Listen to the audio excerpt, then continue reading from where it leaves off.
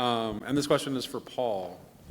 Paul, at the Chino conference, you talked about on stage, you talked about TLC stealing the culture, and John Verwicki had that delightful, like, surprised, astonished, why didn't I think of that reaction? I think every time I hear you say we, I think it depends what we is. And I think in that sense, that's where I see this little corner coming to meet this moment. Oh, I hadn't thought about that. Because So just let me make sure and sorry for interrupting, I just want to get it. Instead of the we being, it's like, no, this little corner is a nexus point of many different Christian groups and non-Christian groups, and that nexus point is perhaps the place we should look for as the thing that will rise to the response. Is that what I'm hearing you say? yes. That's really good, Paul.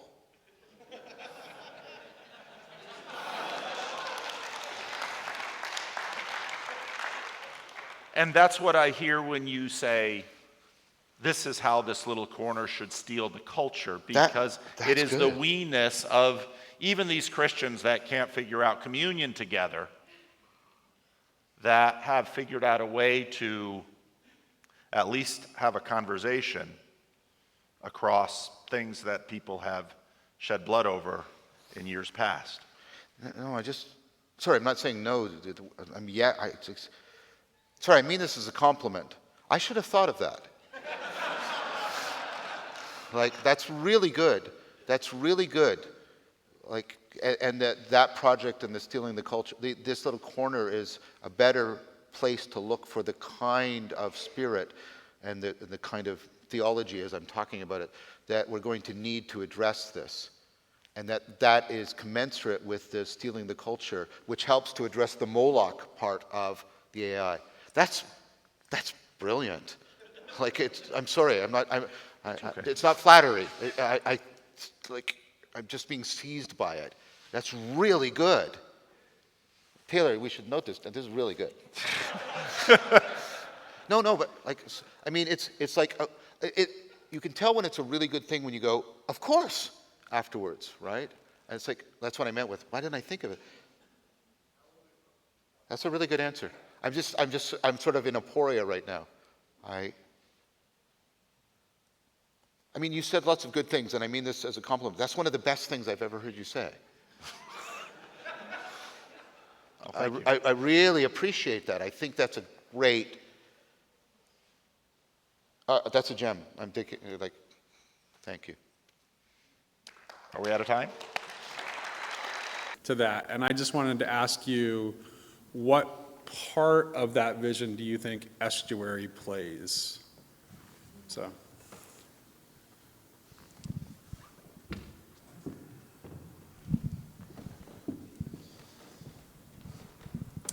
If you're gonna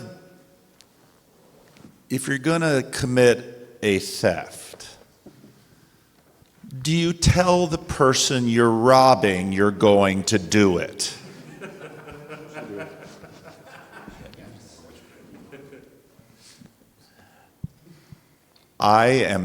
Anybody who's followed me for the last 7 years, knows that I believe in small, I believe in slow, I believe in quiet. And if you're going to steal the culture, don't tell the culture you're stealing. Just do it quietly and slowly, and in a way that they will thank you after they realize you've sacked their miserable home.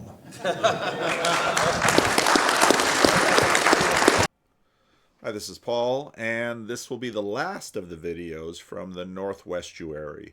These were the closing remarks and then some more question and answer. And I thought it was a really good section. I think we heard really nicely from a lot of the speakers. It was, and by this point, I think a lot of us were just feeling the power of the conference and quite I don't even know the word to use to describe what we were feeling at that moment, but it was powerful and it was meaningful, and that comes through in the remarks that people made. Again, it was an amazing level of transparency. So I did a lot of talking in the final remarks, and so I'll put this little teaser in front, and then I'll do this, and then I'll put that at the end, and then maybe a little bit of Virtually Not Alone branding. So I hope you enjoy it.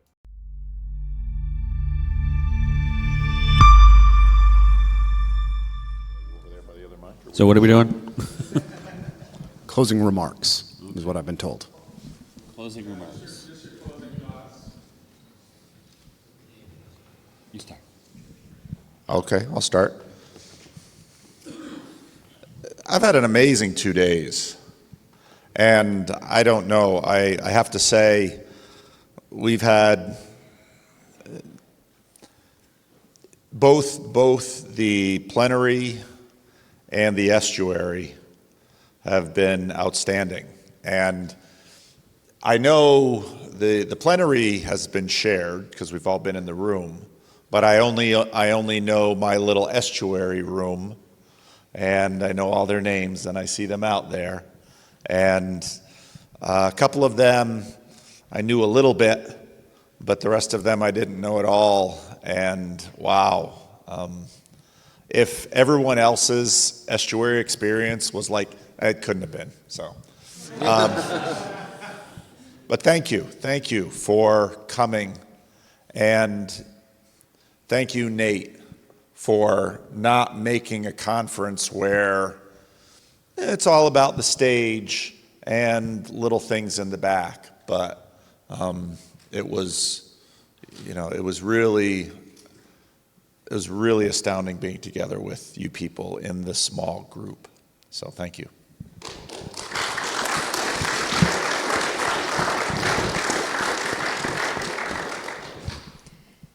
Yeah, it's been an amazing 2 days.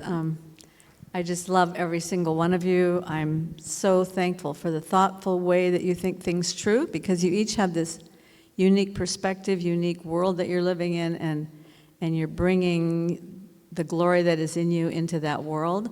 And just everywhere I look, I see glory. So thank you for letting me look at you.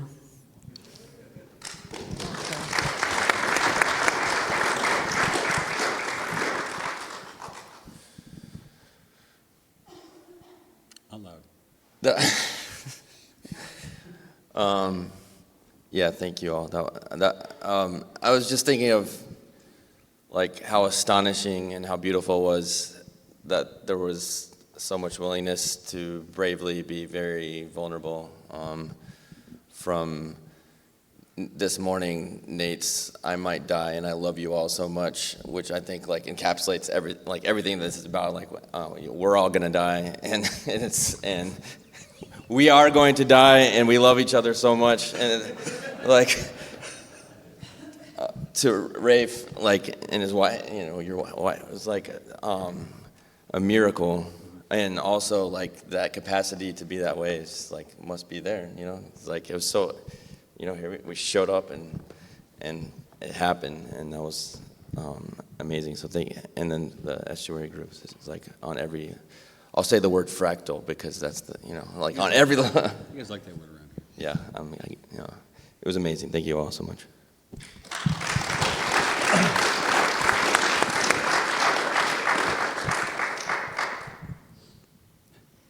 Yeah, I was happy to be here, and it's kind of interesting. You have to fly across the country so you can talk to people face to face, which is that's a new thing, right? But it is nice, right? Because the theme of face to face, I think that's important, and especially for me, besides meeting all the wonderful people I have corresponded with, and I finally meet them in person, it's always different. It's always better, right? And especially my beloved friend Sherry, whom I've been talking to for such a long time, and finally got to inhabit the same physical space. It was a blessing, seriously. I can't even talk about how nice that was. And yeah, I mean, God bless you all, even though, even the atheists. And it's okay, whatever. And let's do it again sometime, right?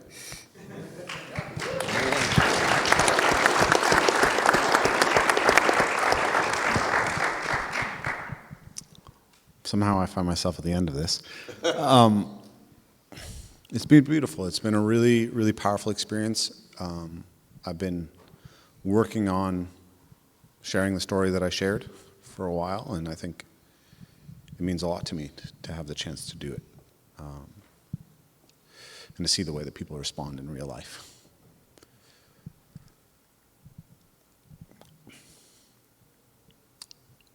I was in marital therapy with my wife, which we're still doing, even though things are really, really good. And I was going up into my head, and she could sense, and the therapist was as well. And she asked me to come down into my body with her, and she grabbed my hand, and I started crying immediately. And I think so much about this idea of, can we get it back down in the body? Can we remember that the solutions have to begin here? Right? It's so easy to spend all of our time abstracting and thinking about philosophy and politics and all these things, but it's like, can you just be good to yourself? Can you just be good to your wife? Can you be good to your kids? Can you be good to the people around you? And that's what I've been thinking about and talking to people about this whole weekend, is like, how do men and women get along? Because maybe that'd be really good. And it's very strange for me, as someone whose left brain is still pretty convinced I should at least be an agnostic, to come up here and talk about miracles and Christ inhabiting me. And yet, and I feel like Bambi talking about this stuff on the ice. I don't know. I guess I'm going to end there.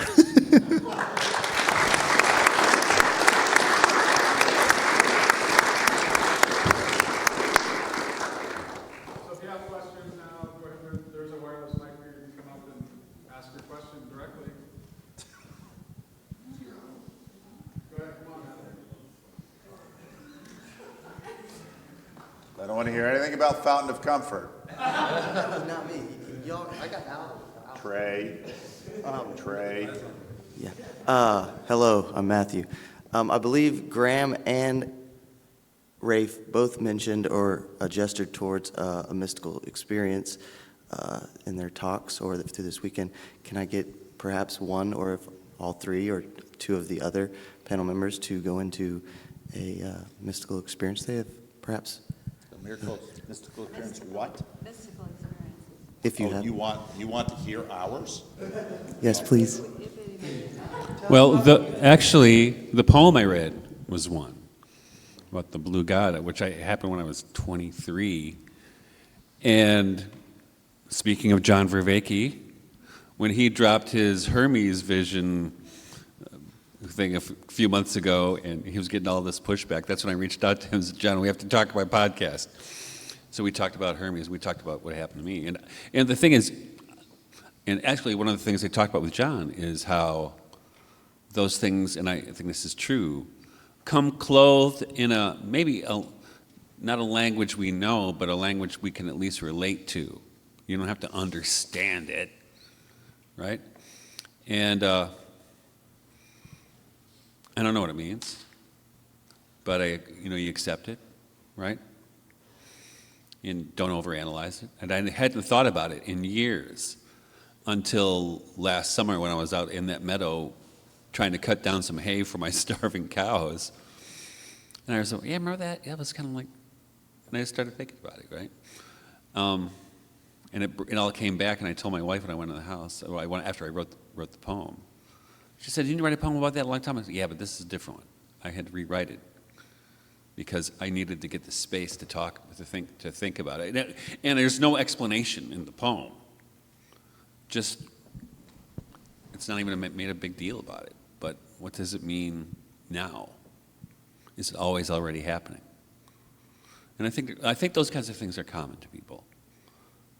You know, whenever it happens, but I think we're educated to blow it off or pretend it didn't happen. As I told people the other day, my daughter, when she was 4, saw some fairies in front of the stroller my wife was pushing, and she said, "Stop!" And my wife said, "What?" I said, "Those people." And she would not let my wife move the stroller until those people got out of the way. You know, and I forgot all about that. And I mentioned it at Thanksgiving a couple years ago, and my daughter said, "It happened." And she's 27 now, right? So I don't know what it means. It happened.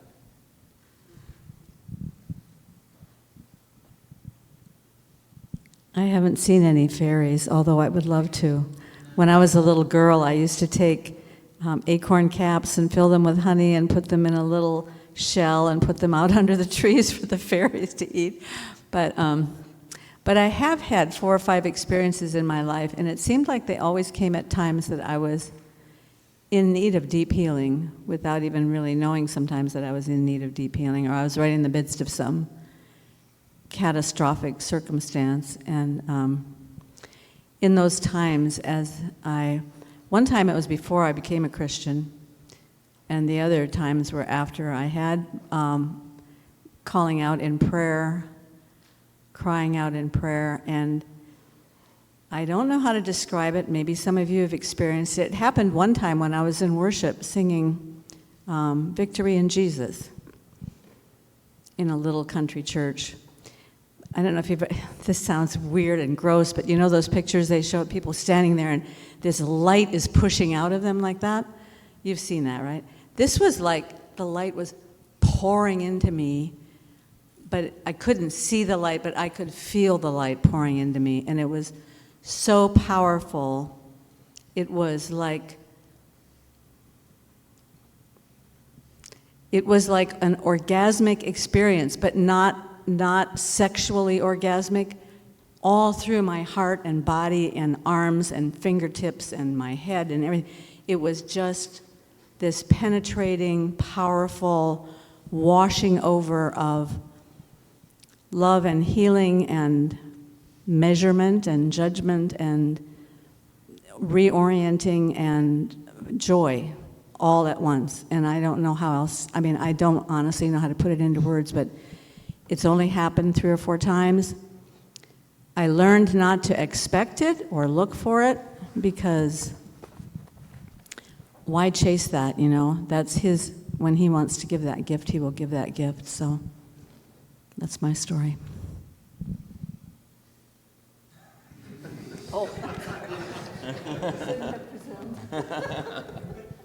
When I have another, if you're looking for a different thing, so this actually was pretty amazing. So in the early 2000s, I can't remember which year it was, but the relics of Saint Therese of Lisieux were coming to Detroit to the shrine of the Little Flower, which was 2 miles away from my house. And I really wanted to go before I went to work as a Waldorf teacher to see them, because they were bringing them like 5 in the morning.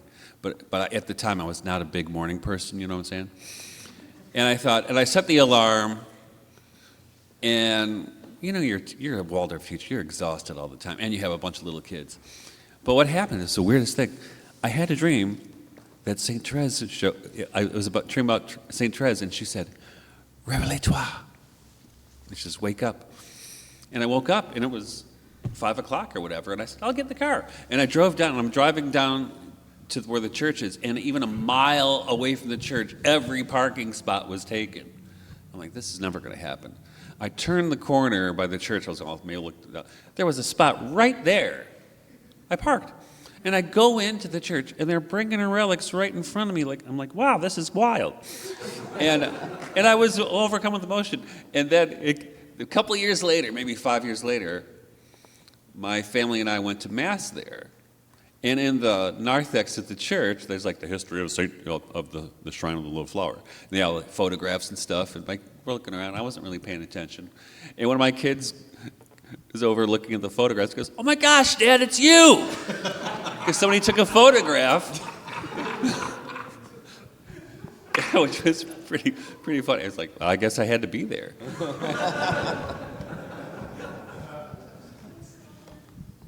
So this is a Christian Reformed church, and I'm a Calvinist. And y'all, I don't know why you still think you're running your own shows. I'll just say that. That story proved it.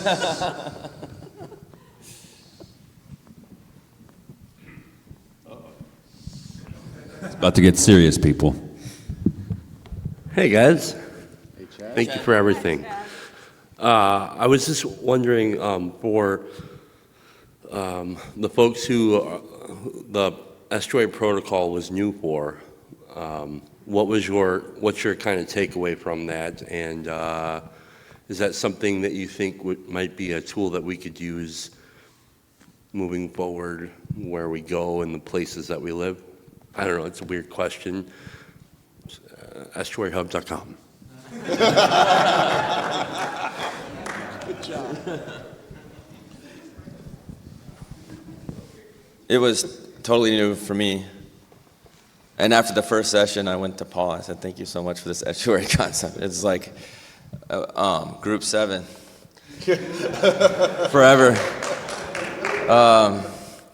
It's astonishing. And I mean, like, there is this capacity in human beings to still themselves and listen deeply to other human beings. It's there, and all it takes is a small bit of structure and a little bit of space, and it's like amazing. Just like, you give a little bit, and then it happens. And it was very moving to me, and I'm like super thrilled that actually one of the Group 7 guys, like, hey, we live in the same state. In fact, very close to the same city. Like, wow, I'm going to join you guys and keep doing this. But I'm also thinking about, like, how can this, so it's so easy in a way, so accessible, available.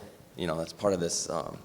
It's something that reality affords to us. It's an affordance of reality that, like, these conversations can just happen. So in what other kinds of contexts can this sort of thing be allowed to come forth? I'm thinking about that a lot now.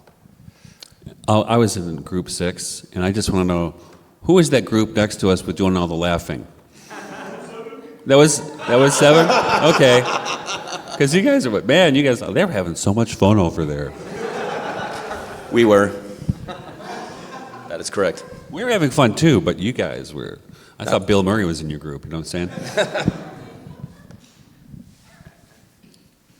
This was my first time at Estuary. It's definitely a thing that I crave, to just sit and have deep intellectual conversations. I used to get together with a group of friends in Seattle, and we called it Drinks and Geekery. We were all united because we were involved in the movement industry, and we almost never talked about movement. It was always philosophy and politics and everything else. Because there's just a need to communicate and a need to do it in flesh space. It's really interesting for me to talk to certain people here because I've talked to them quite a bit. Or, you know, like Karen and I, we've only had one conversation, but it's an hour and a half, right? That's a long conversation. And then we're on a panel. But a panel in Zoom space is not a conversation in reality. It's really interesting to watch how much more capable we are of moving through a conversation with 7, 8 people when we can just see them in our peripheral vision. So yeah, that was fun. It was really interesting. I like the protocol. I think there could be some more movement. I really like this idea of paraphrasing that I get from circling. Have you guys done that at all? Have you done circling paraphrasing? It's hard to hear you from here. Oh, sorry. Is it hard to hear me in the audience? Oh, yeah. Paraphrasing, have you done it? No. No. It's great. So yeah, it was an amazing experience. But really, that's kind of like small groups, Rafe. When I've listened to the circling protocol, it doesn't sound that much different than a small group in a home, does it? The circling? The circling, yeah. I haven't done the circling. But you've heard that guy talk about it. Guy Sangstock? Yep, I have. Yeah. Aaron, where's Aaron? He left. Aaron's done both, and he actually put that together in a nice analysis in our group about the difference. So Yeah. interesting. I've done lots of circling kinds of things, or circle sitting through my own events. But it was really interesting. It was really interesting to watch the way the conversation played out over that many, like 6 hours with one group. What was really interesting was how often the topic proposed or the topic that was accepted would sort of drift towards another topic that had been proposed and not accepted, and how the conversation sort of asserts itself and moves in its own directions. Yeah, I liked it a lot.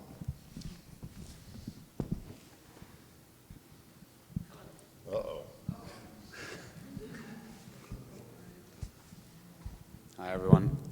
My question is, as we have had this weekend, I feel like some of this stuff is very applicable towards almost anyone you'd meet. You feel like many different people could have an estuary together and find some value in it. But if you look out on the room, I think a lot of us have overlapping YouTube subscriptions. Underscore Jordan Peterson clips. And so my question is, what out of this weekend do you think is particular to types of people and shared in commonality and specific to a certain variety of person, and what is more like universal and like desire to spread to many people or share with all different sorts of people?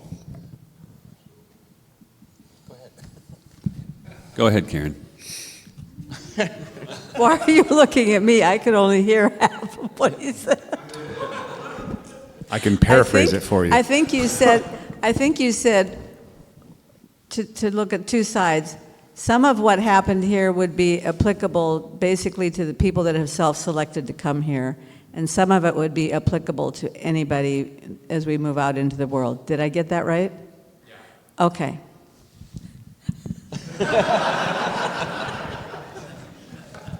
If John Van Donk were here, he would remind you that in many of the estuary groups, there are people who have absolutely no idea who Paul Vanderklay, John Vervaeke, Jonathan Peugeot, or even Jordan Peterson are. That is common. In our group, we did go into this quite a bit in terms of, there is self-selection in this room, and many times I said, this group is full of thoroughbreds. When Justin Wells came to the first German festival, it was torrentially raining. The place looked like a refugee camp. People were trying to camp, and all people wanted to do was talk. And they got there and they talk, and Justin Wells said, these people are just primed. And that's you all too. Estuary is designed to be something that a wide variety of people can do. And in my church, for example, sometimes Ray will bring up a topic that is online and it's Dr. James that does it far more than you, Ray. Ray's topics are far more unique. But the TLC topics don't often go very far in my local estuary group because most of the people, they know me in person, but they don't have any idea or any interest in the kind of things I do online, including the pastor of this church. When he saw me, he said, now I've listened to some of your videos and they're all just kind of up here. And that's right. But I always know that the times when the estuary session is working is when people get personal. And generally speaking, when they get personal, it's far more universal. That said, I will remind you all of what I also told the group in there. You have an intense weekend like this, and some of you really loved your estuary group, and you're like, I want this thing to spread. Be careful what you wish for. Because some of you, if you think about whoever you're fangirling over, it could be Jordan Peterson or some Orthodox monk somewhere in Mount Athos, or maybe someone who does Roman Catholic house church. The thing you would like most about these people would be, wouldn't it be great to sit in a room with only like 2 or 3 or 4 people and have an in-depth conversation where I can know and be known? If your estuary is 4 or 5 people and you walk out of there feeling you've been seen, you've been heard, you have shared life, praise God, your group is small. Our group didn't go into the Thinky Talkie or the Jordan Peterson or the TLC, thankfully, except for one time we tried to figure out how we could make this thing scale a little bit. But I think the thing that made our group unique was that we had a married couple in there, which was, like, that's so amazing. Those of you folks who came here as a married couple, wow. I think that's so great that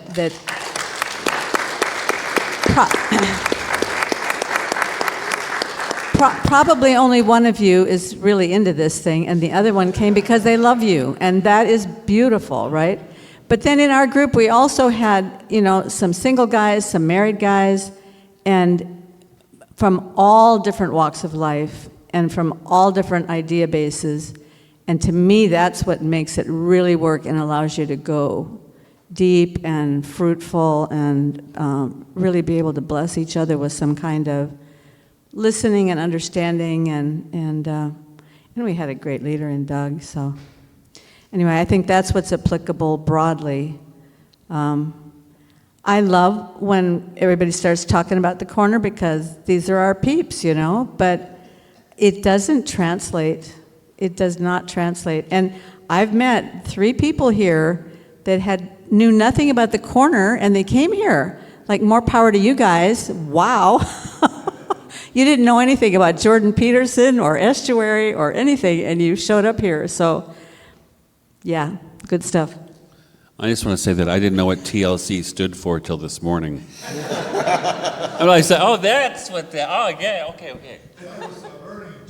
I was like, yeah, that's what I thought. It was like the Learning Channel. What the hell? Or, that a band or from Tender the Loving 90s? Care. Well, I like that, but I don't think that's what he's talking about.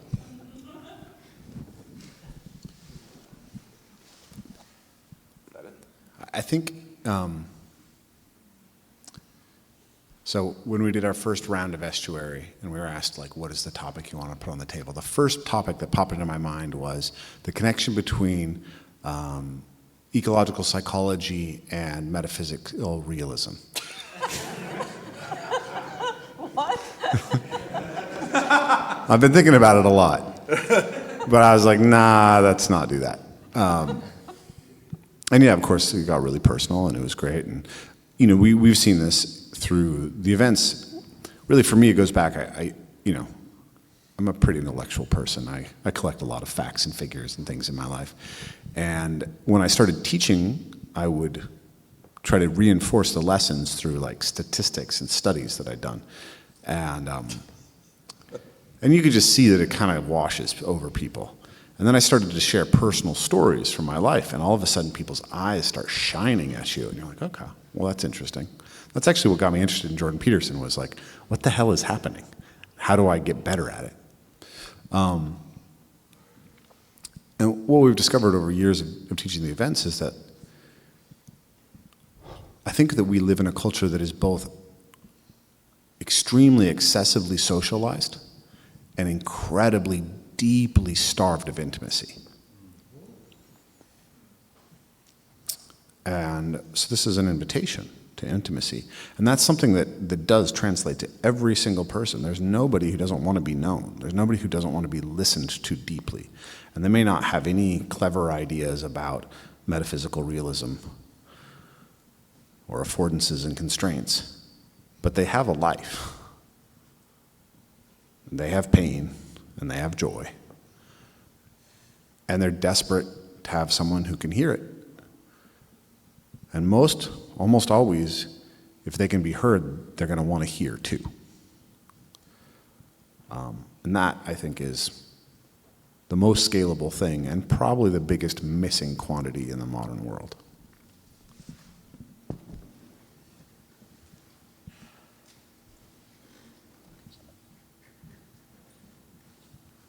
So, my name is Matt, by the way. I listened to that first conversation that you guys had online, and it kind of planted a little idea or a thought in my mind that I think I've heard again and again since I've been here, and it's actually something that, Rafe, you just kind of talked upon about metaphysical realism, but in the context of a body. And this might be a really roundabout way of saying this, but when I first joined my church, I felt like I gained something that I couldn't have just on my own. And especially when I read St. Paul, when he talked about and compared, Christ as body and husbands and wives, I realized, I have people here who are my eyes, or people here who are being my ears or my tongue. And especially when I was recently married in June, and everybody kept telling me, like, the first week of marriage, or not the first week, but the first year of marriage will be the hardest, and kept warning me and being like, you're going to have to get used to each other. But so far, it feels like I've become a whole, and that I've come home a little bit. And I felt things that feel like, I've been given body, like I've been given a form that, I wasn't meant to be all by myself this whole time, and I've come into fullness a little bit. And, that's more of a comment than a question. But just in terms of, metaphysical realism, I think I like thinking about philosophy and everything, and that it didn't really mean anything to me until I think I was married and I joined a church, if that makes sense. And I just want to kind of open that up in general, even though, Rafe, you're kind of the one who made me think of that, listening to you on that podcast. But I don't know, do you all have any thoughts on that? And in terms of bodies, which I like to think about, and outside of like flesh and bones and things like that, what do you think that we need in terms of bodies? Well, I have written a lot about this question. I've written a lot about marriage, and my wife keeps saying, "What do you know about this topic?"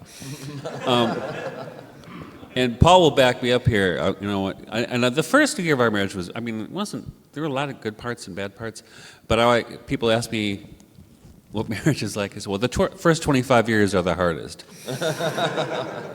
And but there's something. But I think, for me. And we were talking about this on our estuary, I think, at one point.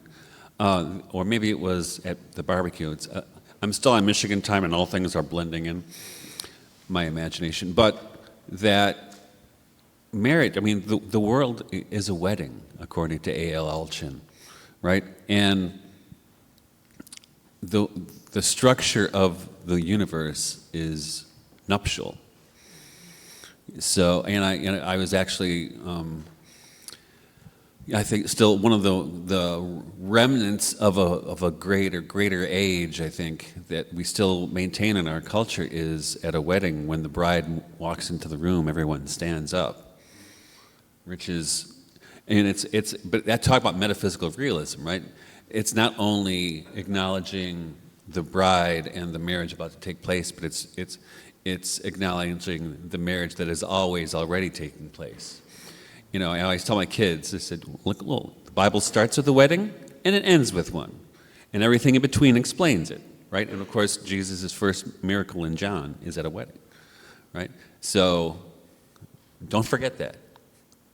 And actually, it's interesting that marriage is, at least culturally, so not entirely marginalized, but very much under attack. And even, I think, one of the visionaries at Fatima, Sister Lucia, said that the last battle between, that Satan will wage on the church, and however you want to understand that church, will be on marriage and the family, right?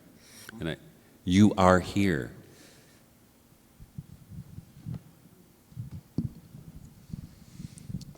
When Jesus said, "A new commandment I give you, He didn't say drown Tiberius in the Mediterranean.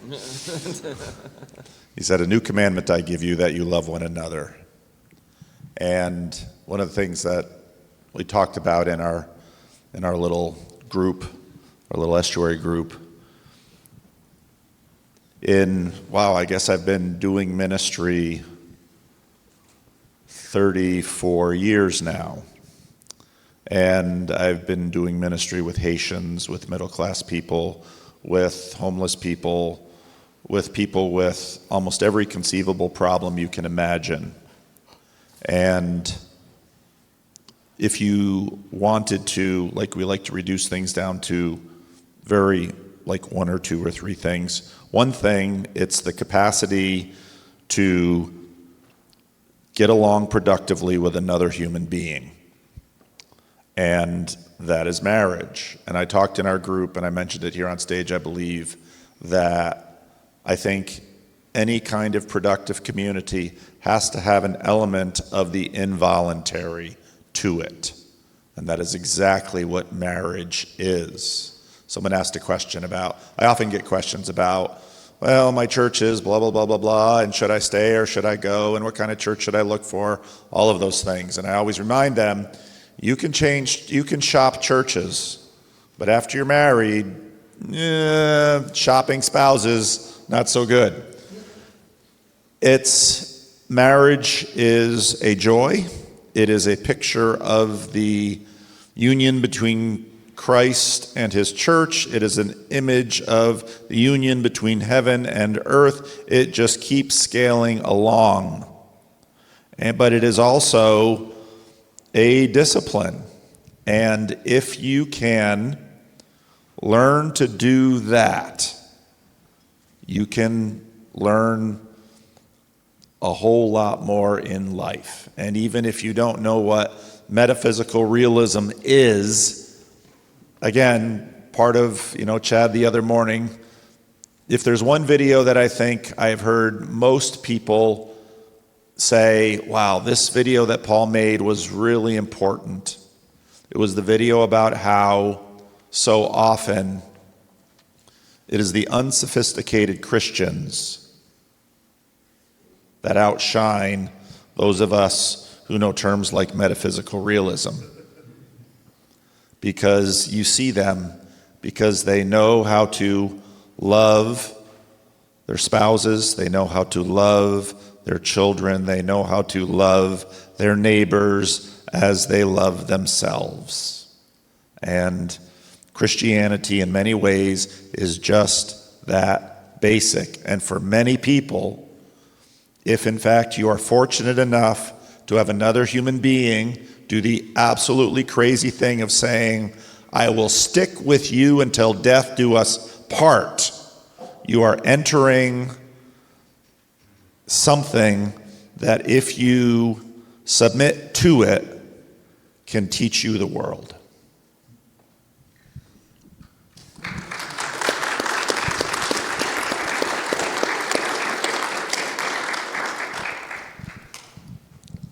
I was going to leave it at that because that's so good. But in our estuary, the question was brought up by the men, what is the woman's hero's journey? And I remember before my husband and I got married, we talked through what it meant to make vows.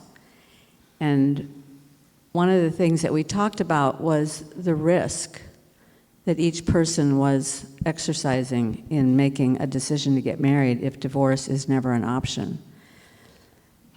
And for me, the risk was, obviously a woman is always risking her physical being in a marriage. You men probably don't realize that, but from a woman's perspective, you seem like you're safe, but how do we know, right? So you're always risking your physical being, but you're also risking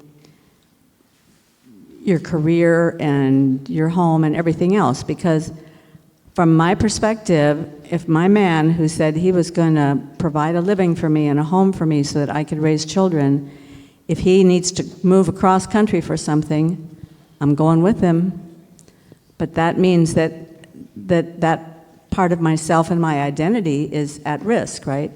On his side, it's a much bigger risk because he's being asked to lay down his life for me and for our family. And all that that entails goes very, very deep. So you're taking a huge risk. I think the same thing happens when you commit yourself to a church community or to a small group or to an estuary. It's a risk. But there's something so powerful in that marriage, that union of opposites, that it's the union of opposites that makes the world. So.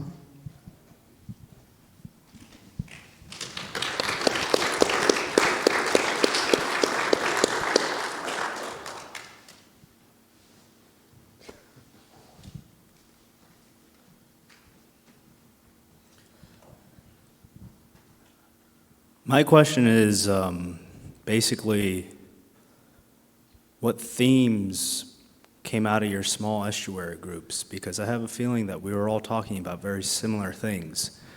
And we had a lot of talking about suffering. The burdens that we carry in this life. And there was a lot of vulnerability at this conference, which is not like the other estuary conference I have been to. And I do want estuary to spread, but I want it to be small. Because out of estuary, I got a best friend. And that man has held me while I cried on his shoulder. And I think that's something worth spreading. And I'm really grateful that this thing exists, and I would really love to hear what sort of themes came out of your small groups.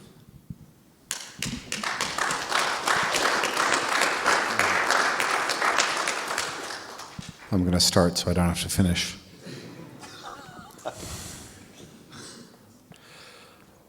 There's lots of themes, of course. I think I said that the theme that was sort of animating me was this question of how men and women treat each other well. What Karen just brought up about the risk that a woman takes when she puts herself with a man is that the man himself is a danger to her. And are men truly aware and ready to be responsible for that? But I think that the thing that I'm leaving with, or it all maybe weaves around this, is the one woman in our group asked, if Mary had known how it would end, would she have been willing to bear Jesus?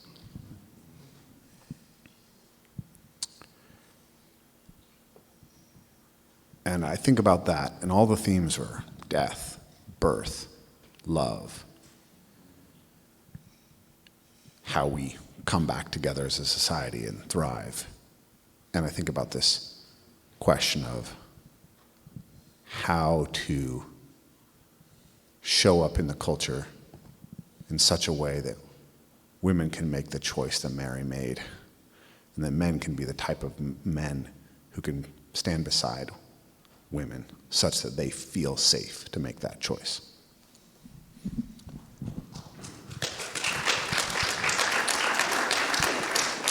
Well, it wasn't a big deal. We just talked about birth and death and heaviness and, how dark this estuary was compared to other ones. Well, it was, I was just really taken, and we talked in our groups about, we talked about the degeneration. This is not the words we use, but if I had to describe the whole sequence of estuary conversations we had, they'd say, if I had to characterize them all, and correct me if I'm wrong, my peoples, that it was really about the degeneration and regeneration of all things, especially of society, but in the brokenness that so many people are, everybody is contending with, right?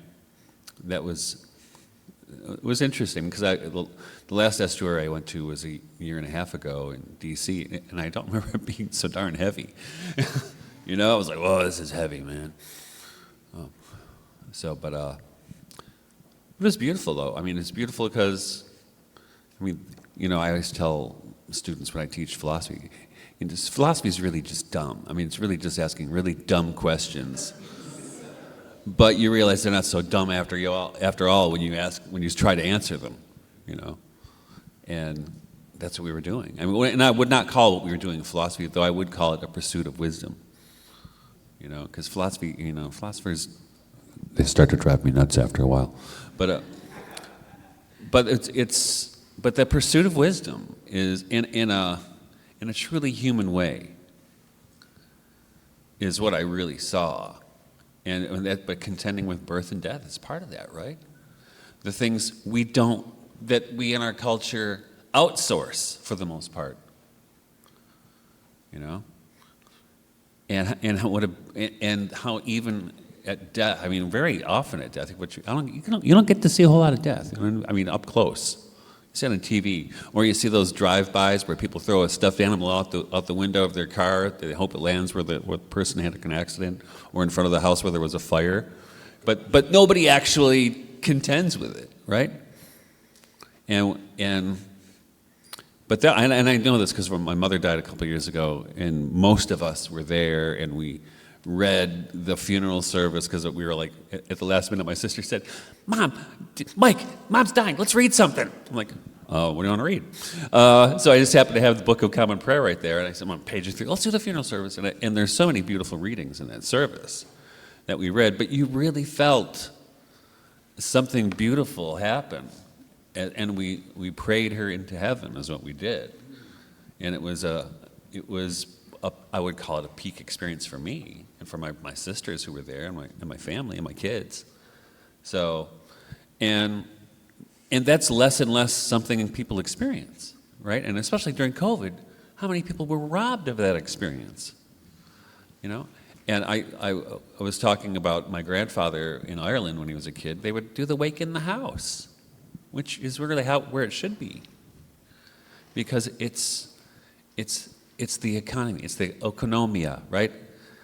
It's the household of things, and which is what, and all these things we've let professionals take care of. Even birth, you know. So we had most of our kids at home with a midwife, so which is also a really sacred experience, you know, as long as nothing goes wrong. And even if something goes wrong, which happened once, it's likewise sacred. But we rob ourselves of those experiences. And so that's kind of stuff we were talking about, death and, you know, life, death, whatever. And stuff like that. Yeah.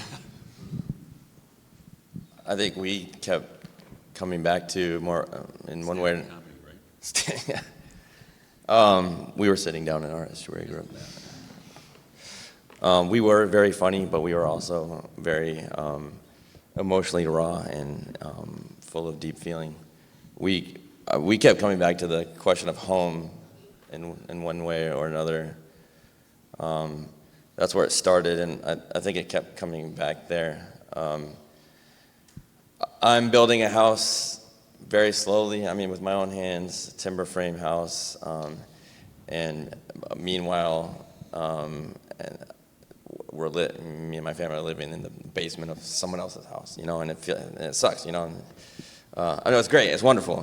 Thank you, but it's like, you know, I'm 41, and like, what happened to get to this point where I'm still not able to give a home to my family, and I'm building it, so I have a home that I can't live in yet. And another person in our group was in the process of buying his first home, you know, after many, many years, and got a phone call pertaining to that, or like, what's the news? And it's like, it's not happening yet, and it's like, so this feeling of there is a home there, and like, but we can't be there yet, and that became this like deeply felt metaphor for, you know, like our Estuary group was, I think, for this fleeting moment, a home for us. It felt that way, and I'm seeing nodding heads, like you all felt that way in your groups, like this is home for now, and then it's done, you know, it's over. We're in these last like really dragging on moments where we're like, it's going on and on. It's like it's over, man. Like and like it's gone, and like we just gotta like make it over this last couple of minutes. We've been talking. The thing that was happening, like it's been over, and now this is like this is the mopping up thing after mopping up the beautiful carnage of like being raw with each other, and so it is over, and in 10 years we'll look back at this thing that happened, and like more than that, it's not happening anymore, and we'll move on. And there was in our group, through the window, we had this really big window. It was nice, and there was this beautiful bush outside the window that we came to love, and it's like, right.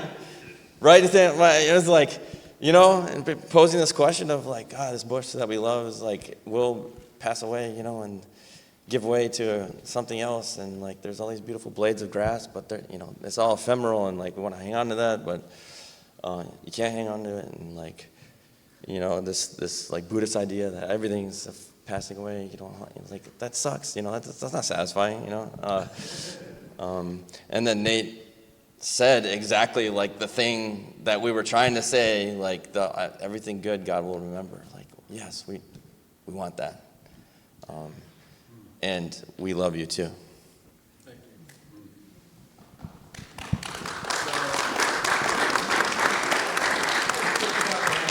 I'm sorry that the trains don't run on time in a Christian anarchist organized conference, but we are about 15 minutes past our time. So this will be the last question. And this question is for Paul. Paul, at the Chino conference, you talked about on stage, you talked about TLC stealing the culture, and John Verwicki had that delightful, like, surprised, astonished, why didn't I think of that reaction to that? And I just wanted to ask you, what part of that vision do you think Estuary plays? So.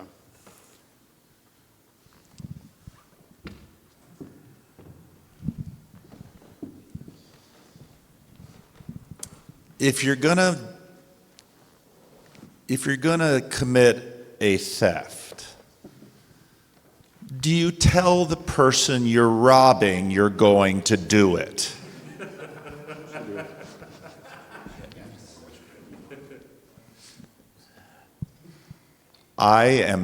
Anybody who's followed me for the last 7 years, knows that I believe in small, I believe in slow, I believe in quiet. And if you're going to steal the culture, don't tell the culture you're stealing. Just do it quietly and slowly, and in a way that they will thank you after they realize you've sacked their miserable home.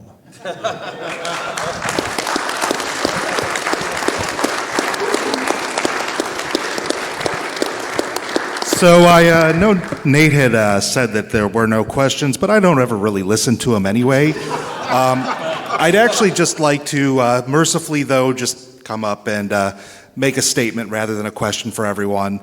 First off, I'd just like to thank every one of you that was able to come out here and join us this weekend. I know that you had to expend some of, your most precious finite resource, time, followed by attention and money. So, it is appreciated there. I know that Nate was really looking forward to getting everyone out here to have these estuary conversations. So I think mission accomplished there. Thank you all for specifically agreeing to come and speak here for him.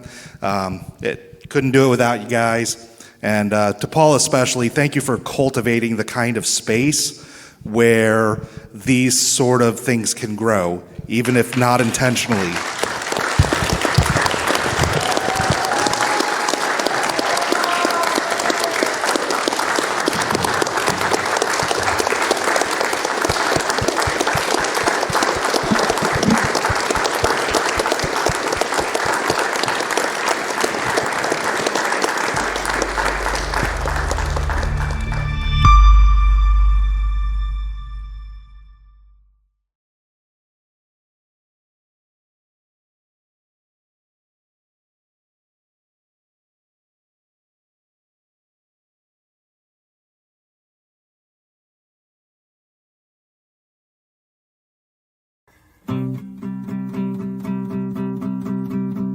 Well, I don't know about the meaning crisis, left, right, black, white, or other vices, which Jesus Christ is right, or if we're all saved.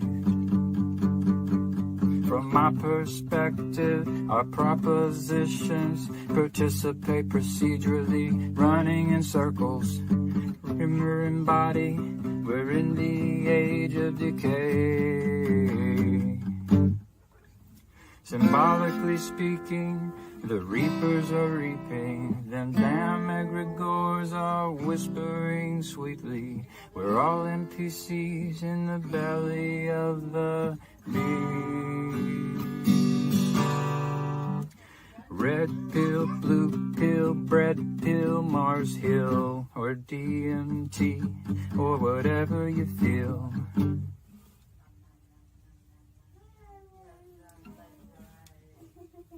Got one and number two, it's all the same damn thing.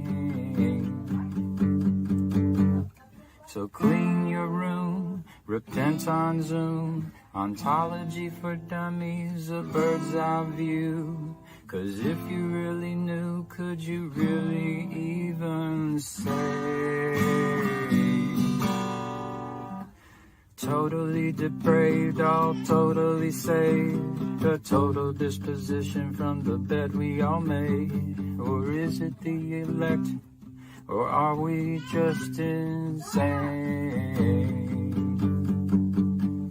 From John Vervaeke to Jonathan Pajot and Jordan Peterson to the Chris Pacou Show, Paul Vanderklays and Griswold Grimm and all the dice he shakes. This estuary ditty is a little bit cringy, ain't quite the U-shaped or the hero's journey. All the NPCs in the flood treading water to watch you save the day with a bunch of chitter-chatter. From the ortho bros to the Catholic Joes, or atheistic Jobs, to Protestant folks, the Joe Schmoes, and Jewish Jacobs, and everything in between. So love the Lord your God with all your heart and soul, with all your mind and your fingers and toes, all your neighbors too, as if they were your own.